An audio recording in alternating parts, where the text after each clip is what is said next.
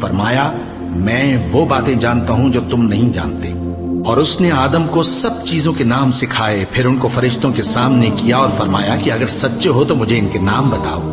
انہوں نے کہا تو پاک ہے، جتنا علم تو نے ہمیں بخشا ہے اس کے سوا ہمیں کچھ معلوم نہیں، بے شک تو دانا ہے، حکمت والا ہے۔ تب اللہ نے آدم کو حکم دیا کہ آدم تم ان کو ان چیزوں کے نام بتاؤ۔ سو جب انہوں نے ان کو ان کے نام بتائے تو فرشتوں سے فرمایا کیا میں نے تم سے نہیں کہا تھا کہ میں آسمانوں اور زمین کی سب پوشیدہ باتیں جانتا ہوں، اور جو تم ظاہر کرتے ہو اور جو پوشیدہ کرتے ہو سب مجھ کو معلوم ہے۔ اور جب ہم نے فرشتوں کو حکم دیا کہ آدم کے آگے سجدہ کرو تو وہ سب سجدے میں گر پڑے مگر شیطان نے انکار کیا اور غرور میں آ کر کافر بن گیا۔ اور ہم نے کہا کہ اے آدم تم اور تمہاری بیوی بہشت میں رہو اور جہاں سے چاہو بے روک ٹوک کھاؤ پیو، لیکن اس درخت کے پاس نہ جانا نہیں تو ظالموں میں ہو جاؤ گے۔ پھر شیطان نے دونوں کو اس درخت کے بارے میں پھسلا دیا اور جس عیش و نشاط میں تھے اس سے ان کو نکلوا دیا۔ تب ہم نے حکم دیا کہ بہشت بری سے چلے جاؤ، تم ایک دوسرے کے دشمن ہو، اور تمہارے لیے زمین میں ایک وقت تک ٹھکانہ اور معاش مقرر کر دیا گیا ہے۔ پھر آدم نے اپنے پروردگار سے کچھ کلمات سیکھے اور معافی مانگی تو اس نے ان کا قصور معاف کر دیا۔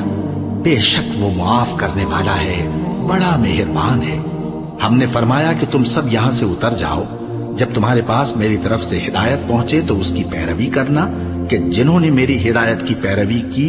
ان کو نہ کچھ خوف ہوگا اور نہ وہ غمناک ہوں گے، اور جنہوں نے اس کو قبول نہ کیا اور ہماری آیتوں کو جھٹلایا وہ دوزخ میں جانے والے ہیں اور وہ ہمیشہ اس میں رہیں گے۔ اے آل یعقوب میرے وہ احسان یاد کرو جو میں نے تم پر کیے تھے، اور اس اقرار کو پورا کرو جو تم نے مجھ سے کیا تھا۔ میں اس اقرار کو پورا کروں گا جو میں نے تم سے کیا تھا، اور مجھی سے ڈرتے رہو۔ اور جو کتاب میں نے اپنے رسول محمد صلی اللہ علیہ وآلہ وسلم پر نازل کی ہے، جو تمہاری کتاب یعنی تورات کو سچا کہتی ہے، اس پر ایمان لاؤ اور اس سے منکر اول نہ بنو، اور میری آیتوں میں تحریف کر کے ان کے بدلے تھوڑی سی قیمت یعنی دنیاوی منفعت نہ حاصل کرو، اور مجھی سے خوف رکھو، اور حق کو باطل کے ساتھ نہ ملاؤ،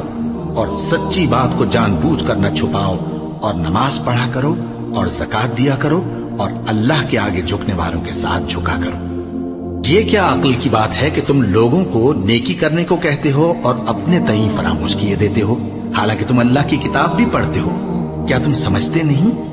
اور رنج و تکلیف میں صبر اور نماز سے مدد لیا کرو،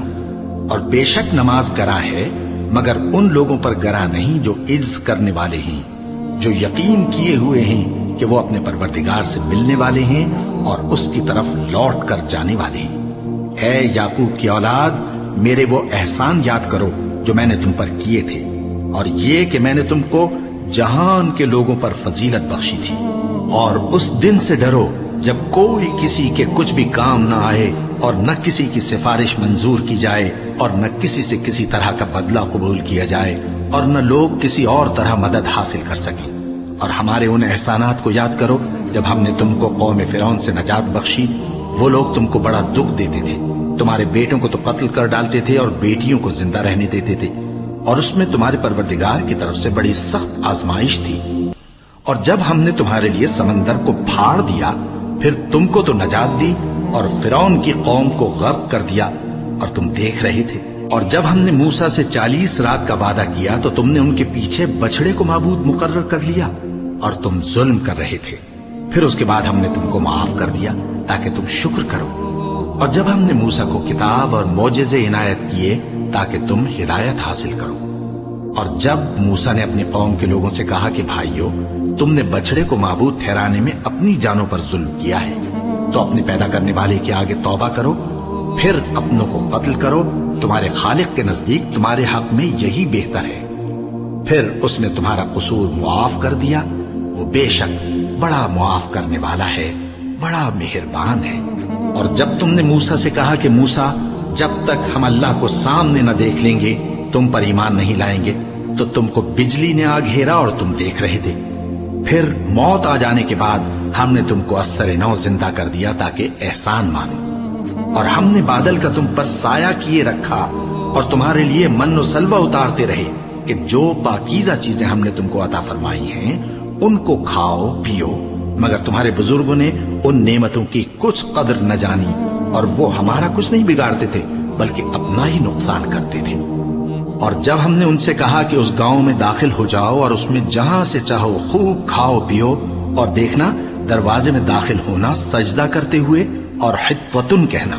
ہم تمہارے گناہ معاف کر دیں گے اور نیکی کرنے والوں کو اور زیادہ دیں گے،